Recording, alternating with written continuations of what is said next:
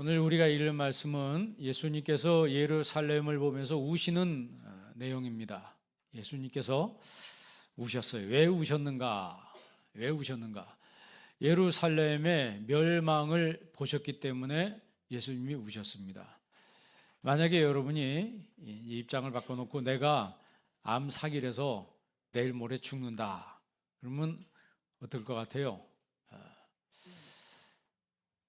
예수님께서 예루살렘이 멸망당해서 이제 철저하게 괴멸될 것을 아셨기 때문에 그걸 보고 우셨어요. 그런데 정작 예루살렘 사람들은 전혀 모르고 있었어요. 예수님께서 예루살렘을 향해서 우신 눈물은 생리적인 눈물이 아닙니다. 정서적인 눈물도 아니에요. 우리가 뭐 TV를 보고 드라마를 보고서도 울잖아요. 그죠? 근데 그런 눈물이 아니고 예수님의 눈물은 영적인 눈물이었어요. 예수님이 이 땅에 평화의 왕으로 오셨는데 환영받지 못한 왕이었습니다. 그래도 예수님은 개의하지 않았어요. 우리 신앙인의 자세가 그래야 될 줄 믿습니다. 여러분 인생 살아갈 때 내가 무슨 일을 하든지 나 환영해 주지 않아도, 나 알아주지 않아도 이게 주님께서 기뻐하는 길이라면 난 이 길을 가겠습니다. 내가 하는 이 일 때문에 내가 조금 욕을 먹어도 나는 이 일을 중단하지 않겠습니다. 이런 정신 가지고, 이런 믿음 가지고 우리가 살아간다면 주의 일을 해도 기쁘지 않겠어요? 왜? 주님이 인정해 주시고 주님이 보시니까. 자꾸 사람한테 인정받으려고 하고 사람한테 보이려고 하니까 신앙이 어려워지는 거예요. 자꾸 제스처가 나오고 자꾸 사람 눈에 자꾸 띄려고 하고 이런 것들 때문에 신앙이 점점 어려워지는 겁니다. 여러분, 내가 환영받을 거야, 내가 인정받을 거야, 그런 마음 자세로 가면 그 사람은 앞으로 갈수록 힘들어질 겁니다. 그러나 예수님은 환영받으려고 오지 않았어요. 그런 생각 없이 묵묵하게 주께서 나에게 주신 십자가 가지고 내가 주님 묵종하면서 따라가겠습니다. 여러분, 이런 정신 가지면 어딜 가도 승리할 줄 믿습니다. 예수님께서 예루살렘아 예루살렘아 하면서 안타까워하면서 우셨어요. 마태복음에는 그렇게 나와 있습니다. 예루살렘아 예루살렘아 선지자들을 죽이고 내게 파송된 자를 돌로 치는 자여, 그랬어요. 아니, 왜 선지자를 죽일까요? 왜 하나님께서 파송된 자를 돌로 칩니까? 그런데 불신자가 돌로 치는 게 아니고 하나님을 믿는 사람이라고 하는 사람들이 선지자를 돌로 치고 선지자를 죽인다 그랬어요. 암탉이 새끼를 날개아래 모음과 같이 내가 내 자녀를 모으려 한 일이 몇 번이더냐, 그러나 너희가 원하지 아니하였도다 그랬어요. 암탉이요, 이렇게 병아리를 키우다가 이 매나 독수리나 이런 솔개나 이런 것들이 주변에 나타나면 구구거리면서 위험 신호를 보내면 이 병아리들이 순식간에 그 어미닭품으로 싹 몰려옵니다. 그래서 병아리가 목숨을 지키는 거예요. 그런데 예루살렘아 예루살렘아, 하나님이 선지자를 보내서 탄식하면서 위험 신호를 보내도 하나님의 백성들은 알지를 못하고 또 오라고 해도 원하지도 않았다는 거예요. 하나님의 마음을, 아버지의 마음을 몰랐기 때문에 그렇습니다. 마치 다윗이 그랬죠. 내 아들 압살롬아, 내 아들 압살롬아, 예루살렘아, 예루살렘아. 비슷하지 않아요? 내 아들 압살롬아, 내 아들 압살롬아. 아버지, 아들을 향한 아버지의 사랑은 너무 큰데 이 아들은 전혀 다른 생각을 하고 있었습니다. 아버지를 내치고 내가 그 자리에 올라서면 괜찮겠다 생각해서 아버지를 내쫓고 자기가 그 자리를 찬탈하려고 하는 그런 계획을 세웠고 실행에 옮겨서 성공했습니다. 그리고 아버지는 맨발로 도망을 했습니다. 그런데 얼마 지나서 전세가 역전이 돼서 다윗의 군대가 압살롬의 군대를 괴멸시킵니다. 마지막 전투 때 요압 장군이 나가면서 승리를 자신하고 있을 때 다윗이 요압에게 말합니다. 내 아들을 선대하라, 압살롬을 선대하라. 그 말은 죽이지 말라는 거죠. 그런데 요압 장군은 그 전투에서 압살롬을 죽입니다. 살려두면 후환이 되고 계속해서 압살롬 때문에 반란이 일어나는 것을 우려해서 왕의 명령을 어기고 압살롬을 제거하죠. 그리고 그 압살롬이 죽었다는 소식을 들었을 때 이 다윗은 막 통곡하면서 웁니다. 내 아들 압살롬아, 내 아들 압살롬아. 사실 아버지는 아들을 죽이고 싶지 않았습니다. 아니, 아들을 살리고 싶었고 용서해서 내가 같이 데리고 살고 싶어 했어요. 그러나 압살롬 아들은 전혀 아버지의 마음을 알지를 못했습니다. 이해도 못했습니다.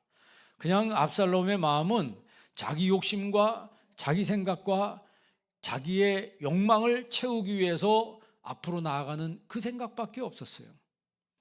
하나님이 선지자를 보내서 이스라엘로 하여금 회개하기를 바랬을 때 이스라엘은 하나님의 말씀, 하나님의 마음을 알지를 못했습니다. 그래서 예수님께서 예루살렘아, 예루살렘아, 예수님께서 예루살렘을 보고 우셨어요. 내 아들 압살롬아, 내 아들 압살롬아. 아들을 향한 그 다윗의 마음과 너무나 흡사해요. 그런데 예루살렘은 하나님의 마음을 1%도 알지 못했고 역시 압살롬도 아버지의 마음을 1%도 알지 못했습니다. 그렇게 보면 우리가 신앙생활 한다고 하지만 우리의 모습이 현대판 압살롬일 수도 있고 현대판 예루살렘 사람들의 모습일 수도 있다는 거죠. 예수님께서 보시면서 오늘 본문에 울었다고 그랬어요. 41절 말씀 보시기 바랍니다. 다 같이 한번 읽어보겠습니다. 가까이 오사 성을 보시고 우시며. 여기서 울었다라고 하는 것은 애곡의 눈물이에요. 애곡의 눈물. 자, 42절 다 같이 읽습니다. 이르시되 너도 오늘 평화에 관한 일을 알았더라면 좋을 뻔하였거니와 지금 내 눈에 숨겨졌도다. 오늘 평화에 관한 일을 알았더라면 좋을 뻔하였거니와. 하나님은 인간과 하나님의 관계가 평화의 관계가 되기를 원하는데 인간들은 자꾸 죄를 지어서 불화의 관계를 만들어요. 지금 내 눈에 숨겨졌도다 이 말은 무지하다는 얘기예요. 무지하기 때문에 하나님 뜻을 알지 못하니까 하나님의 뜻대로 살지 못하고 자기 뜻대로 살아가는 거예요. 하나님의 사정에 대해서 무지하기 때문에 자기 생각 우선으로 생활을 하게 되는 거예요. 그랬을 때 하나님을 무시하고 자기 생각대로 자기 뜻대로 나아갔을 때 그때 이스라엘의 앞날이 어떻게 될 것인가에 대해서 43절에 나와 있죠. 43절 다 같이 읽습니다. 날이 이를지라 내 원수들이 토둔을 쌓고 너를 둘러 사면으로 가두고. 44절 또 너와 및 그 가운데 있는 네 자식들을 땅에 메어치며 돌 하나도 돌 위에 남기지 아니하리니 이는 내가 보살핌을 받는 날을 알지 못함으로 인함이라 하시니라. 아멘. 원수들이 토둔으로 쌓고 토성을 쌓고 사면으로 너를 포위한다. 그리고 내 자식들을 땅에 맺히고 돌 하나도 돌 위에 남지 아니하도록 다 무너뜨린다는 얘기예요. 실제로 AD 70년에 이 사실대로 되죠. 그러니까 AD 68년경에 그 유대인들이 반란을 일으킵니다. 그래서 베스파시안 장군이 갈릴리 이 반란을 평정하기 위해서 갈릴리로 파송이 됩니다. 갈릴리에서 반란군을 평정하고 있을 때 로마에서 비보가 날라와요. 어떤 비보가 날라오냐면 네로 황제가 죽습니다. 네로가 죽어요. 그래서 베스파시안이 빨리 그 소환이 됩니다. 빨리 오라는 거예요. 그래서 베스파시안이 로마로 가서 거기서 황제가 돼요. 황제가 되니까 자기 아들이 티투스예요. 자기 아들 그 디도를 예루살렘으로 보내서 네가 반란을 평정해라 해서 그 아들 디도가 예루살렘에 AD 70년에 예루살렘에 도달해서 거기서 완전히 예루살렘을 괴멸시키고 거기에 유대인들이 약 100만 명 이상이 그날 학살을 당합니다. 수원의 인구가 몇 명이죠? 120만 정도 됩니까? 그 당시에 인구가 없는 그 시절에 100만 명을 학살하는 건요 어마어마한 숫자예요. 100만 명이 넘는 사람을 다 처형하고 학살해 버렸어요. 그러니까 살아남기 위해서 남은 백성들은 다 주변 나라로 흩어져 버렸죠. 그리고 이스라엘이 거기서 끝장이 나는 거예요. AD 70년에 나라 자체가 완전히 없어 지구상에 사라진 거예요. 예수님이 그걸 보시고 우시는 거예요. 그게 바로 영적인 눈물입니다. 우리 신앙인은요, 예수님의 눈물의 이유를 알아야 합니다. 예수님의 애통함을 우리가 봐야 된다는 거죠. 그 예수님의 눈물을 보면서 뭘 봐야 되냐? 내 죄를 봐야 됩니다.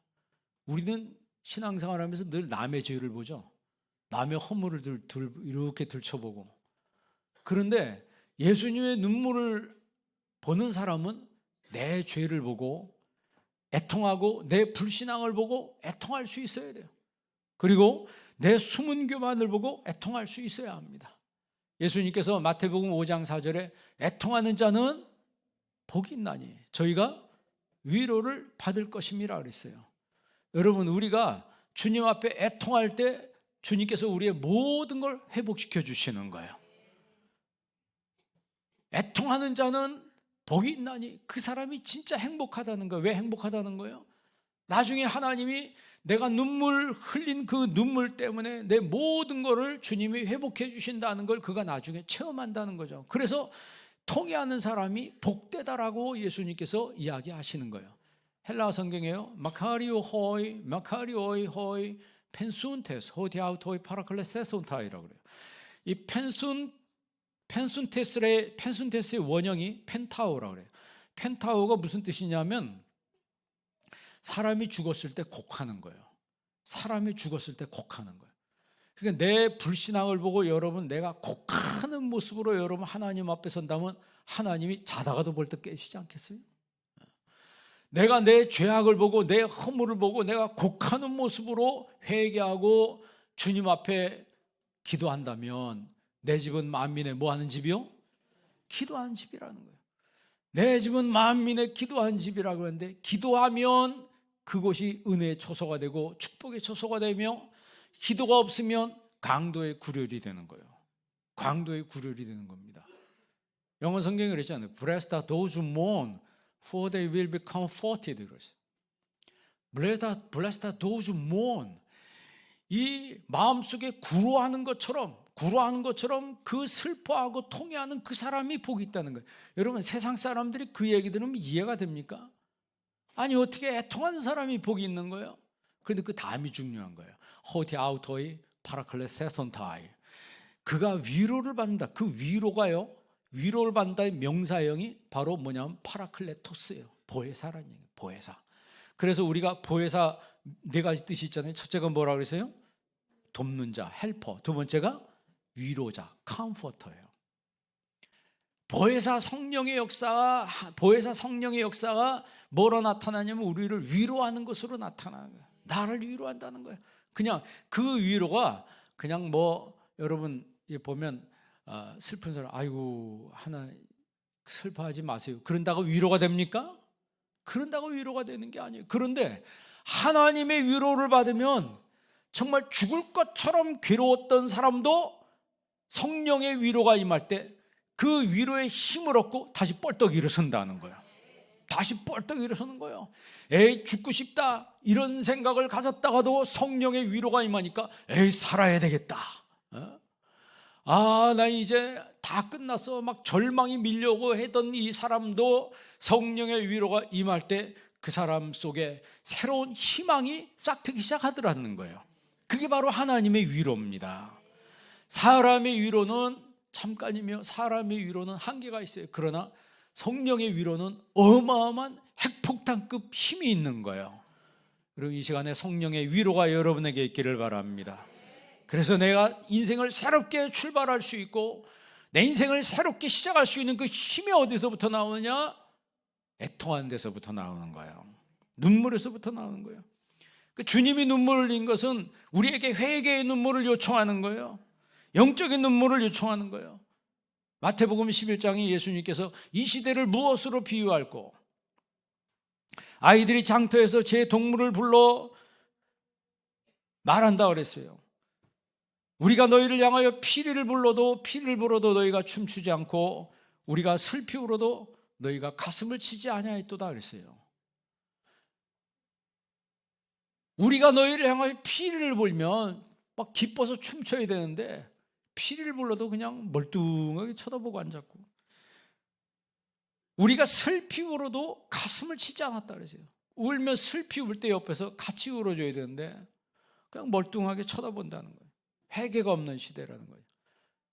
교회 와서 말씀을 들어도 멀뚱히 쳐다보기만 하고 마음속에 아무런 느낌도 없어요. 왜 그런 줄 아세요? 지금 말세가 그렇게 돼가는 시대라고 하는 거예요. 토마스 왓슨이라는 사람이 그런 얘기를 합니다. 눈물 골짜기를 지나야 낙원이 나타난다는 거예요. 눈물 골짜기를 지나야 낙원이 나타난다. 스펄전 목사님은 천국은 메마른 눈으로는 들어갈 수 없다 그랬어요. 천국은 메마른 눈으로 들어갈 수 없다. 시편 125편에도 눈물을 흘리며 씨를 뿌리는 자가 기쁨으로 그 단을 거둔다는 거예요. 우리의 초점이 단을 거두는 데 맞춰지면 안 되는 거예요. 그냥 단이 저절로 얻어지는 것이 아니고 눈물을 흘리며 씨를 뿌리는 사람에게 하나님께서 기쁨의 단을 거두게 하신다는 거예요. 울며 씨를 뿌리러 나가는 자가 반드시 기쁨으로 그 곡식단을 가지고 돌아온다고 했습니다.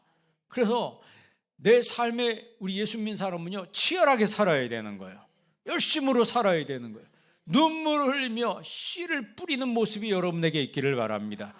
그리고 나서야 기쁨으로 단을 거두게 하신다는 그 하나님의 말씀을 믿고 그 기쁨을 우리가 소유할 수 있게 되는 것이죠. 눈물을 흘리며 그냥 씨를 뿌리는 게 아니에요. 눈물을 흘리며 씨를 뿌린다는 거예요. 그만큼 거기에 수고가 있는 거고, 거기에 땀이 있는 거고, 정성이 있는 거고, 우리의 영혼이 거기 담겨 있을 때 하나님께서 기쁨으로 단을 거두게 하는 그 축복을 우리에게 누리게 하신다는 거죠. 누가복음 7장에 보면요, 예수님이 바리새인에게 초청을 받습니다. 그 집에 들어가서 식사를 하는데 한 여자가 갑자기 옥합을 가지고 와가지고, 근데 그 여인을 죄인이라 그랬어요. 죄인인 한 여인이 옥합을 가지고 와서 그 예수님 발 곁에 서서 그 눈물로 그 발을 적시고, 옥합을 깨뜨리고 그 눈물로 그 발을 적시고 자기 머리털로 닦고 그 발에 입 맞추고 향유를 부었다 그랬습니다. 이 행위를 가리켜서 예수님은 자기의 장례를 준비하는 것이라 그랬어요. 그러니까 이 하나의 사건을 보고 인간적으로 생각하는 사람과 영적으로 생각하는 사람의 차이가 확 드러나는 거죠. 이 여인은 예수님을 보면서 자기의 죄가 예수님의 은혜로 씻김받았다는 이 사실을 알고 너무나 은혜스러워서 자기 전 재산이 향유를 가지고 와서 예수님 앞에 깨뜨리고 그 자기 머리털로 눈물을 흘리면서 예수님 발을 닦았다고 그랬어요. 그런데 그렇지 않은 가룟 유다와 주변 사람들은 그 여인의 행위를 막 비판을 하기 시작했습니다. 이 여자야, 그거 300데나리온에 팔아서 가난한 사람들한테 주면 더 좋았을 텐데 너 지금 그거 낭비하고 있다. 맞아요, 틀려요? 사회학적으로 보면 그 얘기가 훨씬 설득력 있고 그 얘기가 맞죠. 가룟 유다가 얘기할 때 거기에 반대할 사람이 누가 있겠습니까? 맞는 말이지. 그거 왜 허비해? 그렇잖아요. 여러분, 300데나리온 팔아가지고 가난한 사람들에게 나눠주면 몇 끼를 먹일 수 있어요? 몇 끼는 먹겠죠. 그러나 몇 끼 먹고서 그 다음 가난은 또다시 이어지는 거예요. 주님께서는 우리에게 잠깐의 빵을 주기를 원하는 게 아니고 우리에게 영원한 생명을 주시기를 원하시는 거죠. 이 여인은 예수님이 이 여인의 행위를 보고 나의 장례를 준비했다 그랬어요. 그리고 어디서든지 복음이 전파되는 곳에서는 이 여인의 행한 일을 기념하라 그랬어요. 영적으로 생각하는 사람과 육적으로 생각하는 사람의 차이는 하늘과 땅 차이입니다. 고린도전서 2장 12절에 이런 말씀이 있습니다. 우리가 세상의 영을 받지 아니하고 하나님께로부터 온 영을 받았으니 세상의 영을 받은 사람이 있고 하나님의 영을 받은 사람이 있다는 거예요. 그러면 하나님으로부터 온 영이 뭐예요? 성령이죠. 그 성령을 주신 이유가 뭐냐? 하나님이 우리에게 은혜로 주신 것들을 알게 하려 함이라 그랬습니다. 그러니까 하나님의 성령을 받으면, 보혜사 성령이 임하면 하나님이 나한테 은혜로 주신 것들을 아는 거예요. 아니까 세상 사람들이 이해 못하지만 옥합을 깨뜨리기도 하고 내가 섬기기도 하고 내 십자가를 지고 나아가는 거예요. 그러나 세상의 영을 받은 사람은 뭐예요? 세상의 영을 받은 사람은 가룟 유다처럼 합니다. 배신하고 비판하고 자기 온전히 인간적으로 생각하는 거예요. 인간적으로 생각하는 거예요. 여러분, 눈물을 흘려도요, 눈물 흘린다고 해서 다 진실된 눈물이 아닙니다. 거짓된 눈물도 있어요. 눈물에 쏘으면 안 되는 거예요. 여러분, 그 히브리서 12장에 보면은 우리가 에서 얘기를 알죠. 창세기에 있는 에서. 에서를 가리켜서 뭐라 그런 얘기냐면 장자의 명분을 판 에서와 같이 망령된 자가 없도록 살피라 그랬어요. 장자의 명분을 팔아먹은 에서와 같이 망령된 자가 없더라. 에서가, 여러분 그 스토리 잘 알잖아요. 배고파가지고 동생한테 쏘가서 그냥 장자권을 팔아버렸어요. 이까짓 게 뭐야? 장자권이 뭐냐? 지금 내가 당장 굶어 죽게 생겼는데 팥죽 한 그릇하고 장자권하고 바꿨어요. 실제 육적인 눈으로 보면 어느 게 더 커요? 팥죽 한 그릇은 현실 아니에요. 장자권이 보여요, 안 보여요? 장자권이 안 보이잖아요. 여러분, 내가 예배드리면서 받는 축복은 어마어마한 겁니다. 예배드리면서 받는 축복은 어마어마한 건데 이거를 포기하는 사람들이 있어요. 장자권을 팥죽 한 그릇에 팔았어요. 그리고 나서 야곱이 대신 축복을 받아서 자기가 축복받으려고 갔더니 아버지 야곱이 뭐라 그러냐면 동생한테 다 해줘서 너한테 해줄 축복이 없다 그랬어요. 그랬더니 에서가 그때 축복을 이어받으려고, 그 히브리서에 이렇게 나와 있어요. 축복을 이어받으려고 눈물을 흘리며 구하되 버림바가 돼요. 눈물을 흘리면서 그걸 도로 물리자고 아버지 야곱한테 한 거 취소하고 나한테 다시 해주세요. 그랬더니 아버지가 안 된다는 거예요. 이미 끝났다는 거예요. 그랬더니 눈물을 짜내면서, 그게 무슨 눈물이에요? 그건 진실된 눈물이 아니에요. 눈물을 짜내면서 해달라고 억지를 부리면서 했는데 구하여도 버림바가 되어 회개할 기회를 얻지 못하였느니라. 히브리서 12장 16절에 나와 있어요. 여러분, 우리의 눈물은 에서의 눈물이 아니고 예수님의 눈물이 돼야 합니다. 예수님의 눈물이 내 눈물에, 예수님의 눈물이 내 눈물에, 내 눈에 고이게 하여 주옵소서. 정말 신앙인의 자세는 그렇게 가야 되는 거예요. 그러면 그 예수님의 눈물의 의미는 뭐냐?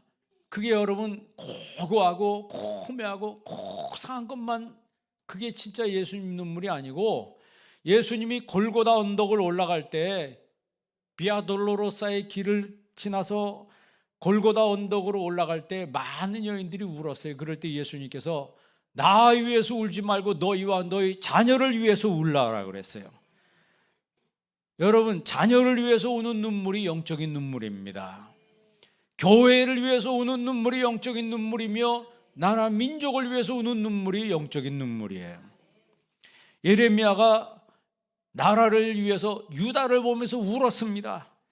애굽을 의지하지 말고 하나님 말씀 의지하라고 했는데 듣지 않습니다. 그래 너희가 그러지 않으면 심판을 받는다, 하나님 앞에 벌 받는다, 그 얘기했더니 예레미야를 붙잡아다가 두들깁니다. 그리고 예레미야가 눈물의 선지자라고 하잖아요. 계속 울면서 돌아와야 된다고, 하나님 말씀에 순종해야 된다고 해도 그들은 듣지 않습니다. 바벨론이 쳐들어오니까 애굽한테 가서 빌붙죠. 자기들이 살 길은 하나님이 자기를 살려주지 아니하고 애굽이 살려준다고 생각했어요. 그래서 애굽한테가 얘기하니까 너희들 지켜주면 돈 얼마 줄래? 얼마를 줄래? 그러더니 자기들이 있는 국가에 있는 보물 다 싸질머지고 가서 갖다 바칩니다. 도와줘요, 안 도와줘요? 결정적인 순간에 애굽이 입 싹 닦습니다. 안 도와줬어요.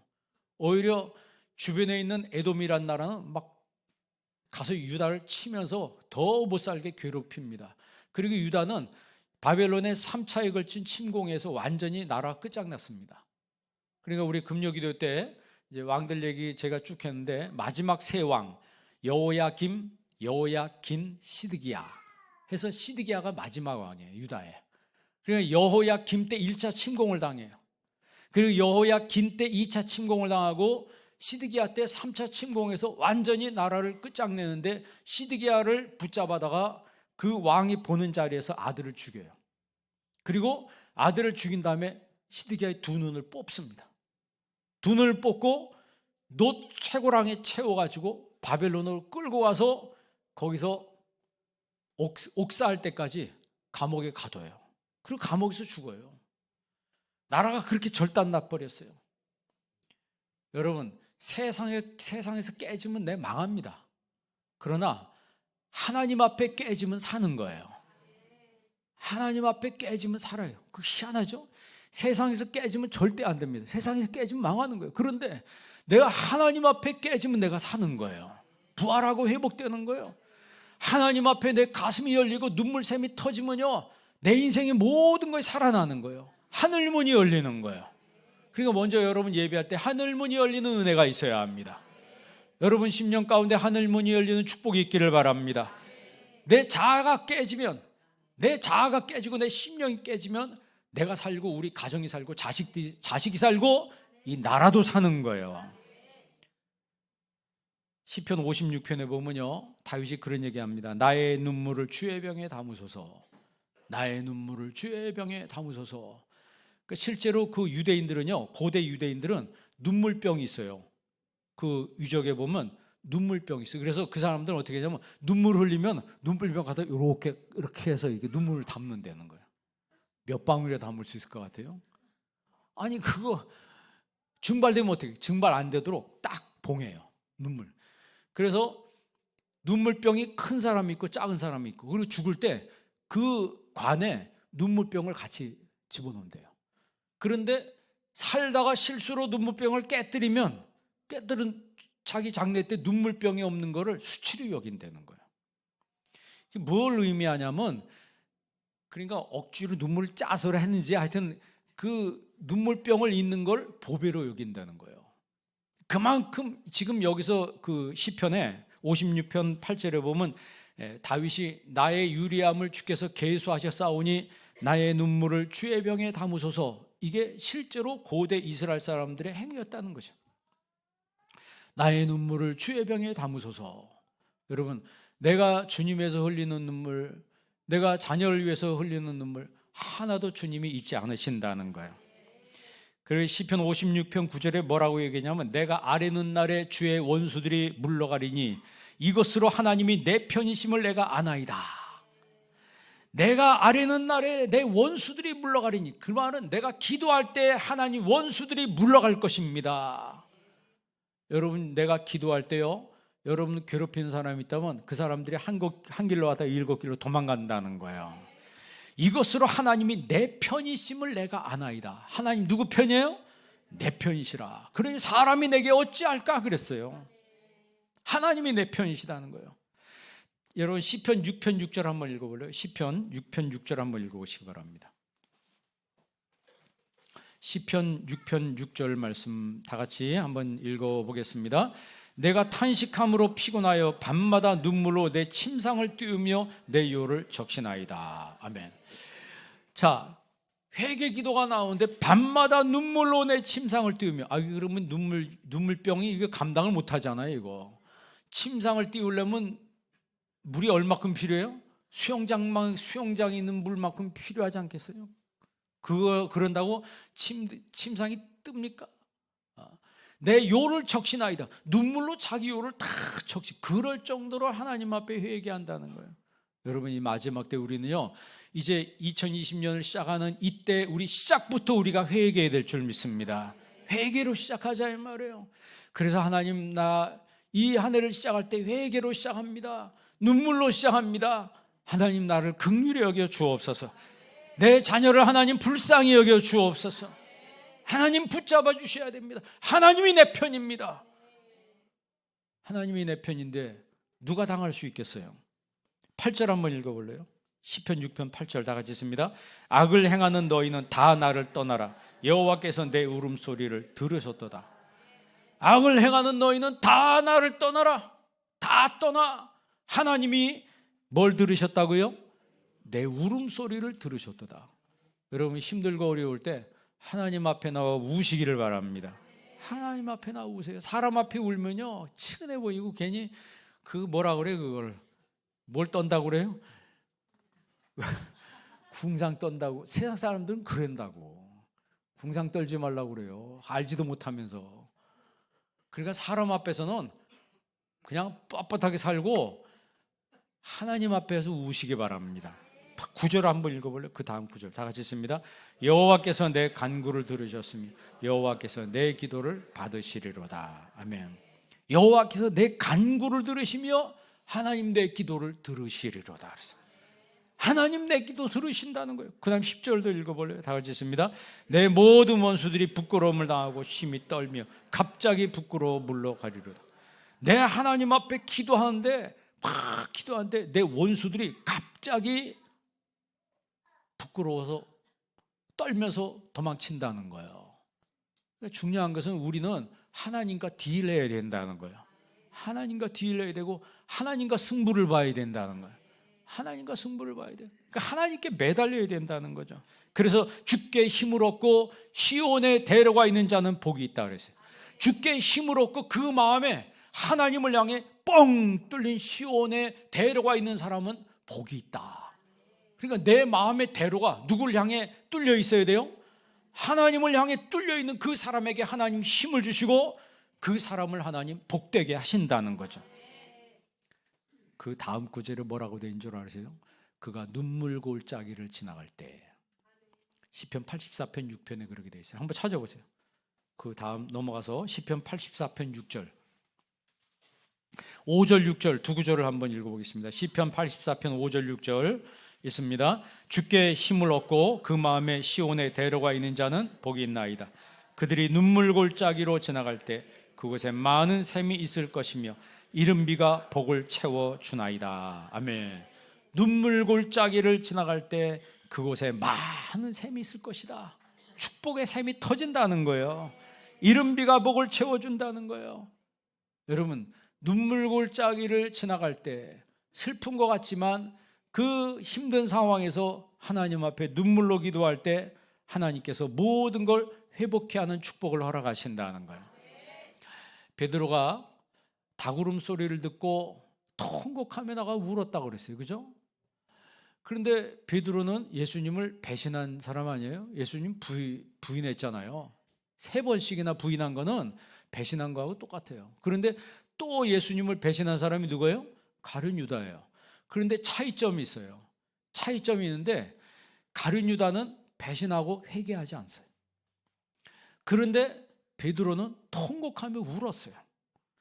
부활하신 예수님이 나타나서 베드로에게 나타나서 자기를 부인했던 그 베드로에게 다시 사명을 줍니다.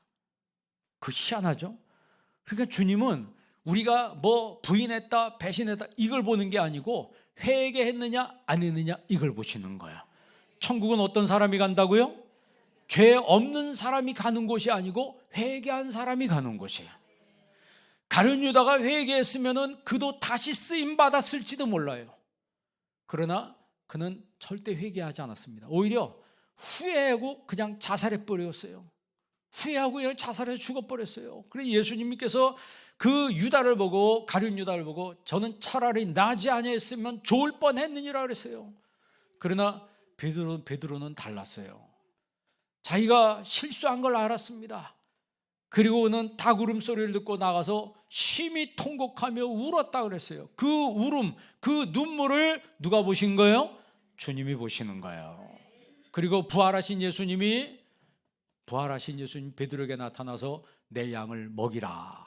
다시 사명을 주잖아요. 내 양을 치라. 다시 사명을 주잖아요. 요한의 아들 시몬아 내가 나를 사랑하느냐라고 했을 때 베드로는 부인했지만 예수님을 사랑했어요. 여러분 실수한다고 해서 우리가 안 믿는 건 아니잖아요. 여러분 죄 져도 예수님 믿어요 안 믿어요? 어떻게 이렇게 당당하게 얘기해서 실수해도 예수님 믿잖아요. 그걸 주님이 아신다니까요. 우리가 완벽한 사람입니까? 여기 완벽한 사람 있으면 손 들어보세요. 그 사람은 빨리 하늘나라로 가세요. 아니 내가 가라고 얘기 안 해도 하나님이 알아서 들려오는. 여기 여러분들이 남아있는 거는 아직 불완전하고 죄가 많기 때문에 여기 남아있는 거예요. 여러분이 완벽하고 하나님 마음에 진짜 들면 하나님 그때 얼렁 데려가실 거예요. 왜? 하늘나라 합격점에 도달했기 때문에. 아직 부르심을 받지 못한 거는 아직 해결해야 될 부분들이 많기 때문에 하나님이 살려두시는 거예요. 하나님 살려두신. 그렇기 때문에 함부로 여러분 판단하지 않기를 바랍니다. 이사야가 성전에 들어가면서 그 선지자가 뭐라고 말합니까? 화로다 나여 망하게 되었도다. 화로다 나여 망하게 되었다. 나 죽게 됐다. 지금 죽을 뻔, 나 지금 죽게 생겼다 이 말이에요. 왜 그런 얘기를 합니까? 내가 입술이 부정한 자인데 하나님의 영광을 배웠다는 거예요. 나 그래서 지금 죽게 생겼다는 거예요. 그랬더니 하나님이 천사를 통해서 입술을 확 찢어주잖아요. 어딜 찢었어요? 눈을 찢은 게 아니에요. 어딜 찢었어요? 입을 찢었어요. 여러분 올 한 해 동안 입 조심하시기 바랍니다. 말에 여러분 부정적인 말 하지 말고 항상 감사의 말만 하시기 바랍니다. 우리가 세상의 영을 받지 아니하고 하나님께로부터 온 영을 받았으니. 그러니까 세상의 영을 받은 사람은 입에서 입만 열면 부정적인 얘기가 나와요. 그 사람 말하는 거 보면 그 사람이 어떤 사람인지 알 수 있습니다. 그런데 하나님께로부터 온 영을 받았으니 성령 받은 사람은 항상 감사한 거예요. 항상 감사한 거예요. 넘어져도 감사하고 도둑 맞아도 감사하고 나에게 어려운 일이 생겨도 영적인 사람은 감사합니다. 그러나 세상의 영이 임한 사람은 좋은 일이 생겨도 입에서 원망이 나와요. 부정적인 환경이 닥치면 그거는 더 불평하는 얘기가 나오고. 여러분 애통하는 자는 복이 있다고 그랬습니다. 애통하는 사람에게 하나님이 은혜를 부어주세요. 그러니까 애통은 자기 성찰에서부터, 자아 성찰에서부터 시작되는 거예요. 자기 성찰이 시작되니까 내가 교만하다는 게 보이는 거예요. 내가 잘못됐다는 게 보이는 거예요. 그러니까 아파서 우는 거지. 아파서 우는 거지. 자기를 볼 줄 모르는 사람은 자기가 안 보이니까 남을 찾고 남만 보는 거예요. 그러니까 누구 잘못됐다 그러는 거지. 우리가 세상의 영을 받은 사람이 아닙니다. 우리는 세상의 영을 받은 사람이 아니에요. 하나님께로부터 온 성령을 받은 사람입니다. 왜 성령을 주셨다고요? 하나님이 은혜로 주신 것들을 알게 하려 하십니다. 하나님이 은혜로 주신 게 뭐예요? 구원의 은혜죠. 구원의 은혜. 나 같은 죄인을 하나님이 구원해 주신 거 아니까 감사밖에 할 게 없잖아요. 그러지 않겠어요? 오늘부터 감사하시기 바랍니다. 무조건 감사하시기 바랍니다. 무조건 감사해야 돼요. 마태복음 6장에 예수님이 그런 말합니다. 사람에게 보이려고 의를 행치 않도록 조심하라. 주의하라 그랬어요. 그러니까 세상의 영을 받은 사람은 신앙생활에도 사람한테 보이려고 해요. 예배하는 것도, 봉사하는 것도, 기도하는 것도, 기도해도 금식 기도할 때, 다 그런 건 아닌데, 가끔 어쩌다 그런 사람이 있어요. 자, 금식 기도하면 조용히 하면 되는데, 머리도 안 감고 세수도 안 하고, 막 슬픈 표정을 하고 그러니까, 집사님 왜 그래요? 나 지금 금식 기도 중이라고. 그래서 순식간에 소문이 쫙 펴져. 어느 집사님 금식 기도 중이라고. 그런데 예수님은 기름을 바르라 그랬어요. 금식 기도할 때 얼굴에 기름을 바르라. 뭐 내지 말라? 어떻게 그래 잘하세요? 티내지 말라는 거예요. 그냥 조용히 하라는 거예요. 그러니까 성령의 사람은 예수님 바라보고 신앙생활하는 거예요. 육신의 사람은 사람 보고 신앙생활하는 거예요. 여러분 사람 보고 살지 말고 예수님만 보시기 바랍니다. 예수님 바라볼 때 그 예루살렘을 보고 우신 예수님의 눈물이 내 눈에 고이게 되는 거예요. 예수님의 사정이 이해가 되는 거예요. 예수님의 십자가의 이유가 이해가 되는 거예요. 예수님의 십자가가 이해가 되니까 내 생각이 달라지는 거죠.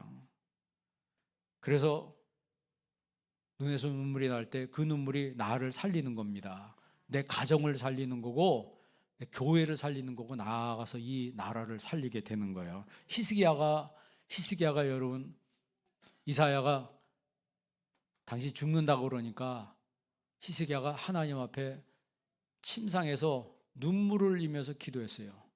그랬을 때 하나님이 다시 이사야 선지자를 보냅니다. 그러면서 뭐라고 얘기했어요? 내가 내 기도를 들었고 내 눈물을 보았노라 그랬어요. 아니, 눈물을 흘리고 있는데 누가 봤다고요? 하나님이 보셨다는 거예요. 하나님. 아니, 나는 혼자 골방에서 기도했는데 누가 들었다고요? 하나님이 들으셨다는 거예요. 내가 너를 낫게 하리니 내가 3일 만에 여호와의 성전에 올라가리라 그랬어요. 그래서 깨끗하게 나와서 3일 만에 하나님 성전에 올라가게 됐습니다. 눈물의 역사가 그렇게 큰 거예요. 큰 거예요. 욥이 눈물로 하나님 앞에 기도했어요. 이해할 수 없었지만 여기도 하나님 뜻이 있다고 믿었습니다. 그 눈물의 기도를 하나님이 보시고 욥의 모든 걸 다 회복시켜 주셨어요. 다 회복시켜. 예레미야가 나라를 위해서 눈물을 흘립니다. 그 눈물을 하나님이 다 보시는 거예요. 한나가 눈물을 흘리잖아요. 아들 달라고 기도해요. 그게 여러분 욕심 있는 기도입니까? 아니, 자식이 없는데 자식 달라는 게 그게 잘못된 기도예요? 그런데 한나는 자식을 향한 욕심이 아니었어요. 하나님 아들을 주십시오. 그럼 이 아들을 하나님께 바치겠습니다. 그러니까 하나를 주면 하나를 주시면 하나를 바치겠다는 거예요. 이거는 아무것도 아니잖아요. 그런데 하나님이 줘봤어요. 진짜. 그 아들이 누구예요? 사무엘이에요. 받았는데 그 하나 받은 아들을 하나님께 정말 갖다 바치는 거예요. 엘리 집에다가, 별로 좋지도 않은 믿을 만하지도 않는 그 엘리 집에다가 갖다 이 아들을 키우라고 갖다 바친 거예요. 그랬더니 하나님이 5을 주시잖아요. 아들 3, 딸 2를 주셨어요. 이게 하나님의 섭리입니다. 이게 하나님의 섭리예요. 유태인 문학에 이런 이야기가 있습니다. 아담과 하와가 에덴에서 쫓겨나잖아요. 에덴에서 쫓겨날 때 하나님이 아담과 하와에게 이렇게 말씀하십니다. 너희들을 내가 에덴에서 내보낸다. 그러나 내가 하늘나라에 큰 보물 창고를 준비하고 있다가 너희들이 고난당할 때, 너희들이 어려울 때 이 보물 창고를 열 것이다. 그 보물 창고를 여는 키가 있는데 그 키는 바로 눈물이다. 그래서 그들이 나가 세상에서 살다가 어려움 당할 때 하나님 앞에 눈물로 기도할 때 하늘에서 보물 창고가 열린다는 거예요. 그 보물 창고가 열려서 땅을 적시고 땅을 윤택하게 하고 자기의 삶과 자기 모든 것들이 다 유익하게 되는데 가장 먼저 너희가 눈물을 흘릴 때 너희 마음에 평안이 올 것이다 그랬어요. 너희 마음에 평안이 오고 그 다음에 하늘에 보물 창고가 열려서 너희의 육신의 모든 것들을 다 채워줄 거다. 그 여는 키가 뭐라고요? 눈물이라는 거예요. 예수님이 예루살렘을 보시면서 오늘 우셨다고 그랬습니다. 우셨다고 그랬어요. 그 눈물의 이유를 알고 우리가 하나님 앞에 기도할 때 내 메마른 심령 속에 하나님의 눈물이 고이면 그 눈물로 인해서 하나님이 우리의 삶을 더 풍성하게 하시는 것입니다. 성경에 예수님이 우셨다는 얘기가 없어요. 아니, 웃었다는 얘기가 없어요. 그죠? 성경에 보면 예수님이 웃으셨다 이런 얘기가 없어요. 근데 울었다는 얘기는 몇 군데 있죠. 나사로가 죽었을 때 예수님께서 가서 우셨다 그랬습니다. 내 친구, 우리 친구 나사로가 잠들었도다. 내가 깨우러 가노라. 그러면서 갔더니 벌써 죽은 지 나흘이나 됐다는 거예요. 예수님이 우셨다 그랬어요. 그래서 돌문을 열어놓으라. 벌써 죽은 지 나흘 돼서 냄새가 납니다. 괜찮아, 열어. 열으니까 예수님께서 한마디 하십니다. 나사로야, 나오너라. 그래요. 자, 나사로야, 나오너라. 죽은 자가 누구의 음성을 듣는 거예요? 예수님의 음성을 듣는 거예요. 예수님. 여러분, 우리의 몸이 여기 지금 앉아 있는데 여러분 영혼이 예수님의 음성을 듣는 겁니다. 예수님의 음성을 들을 때 죽은 자가 살아나는 것처럼 내 죽은 영혼이 살아나는 거예요. 그게 바로 하나님의 영을 받은 사람은 살아나는 겁니다. 그 실패의 자리에서 일어나는 거예요. 질병의 자리에서도 하나님 일어서게 하는 거예요. 절망의 자리에서도 하나님 일어서게 하는 거예요. 내가 고통이 있어도 하나님은 그 고통 속에서 하나님 해방시켜 주시는 거예요.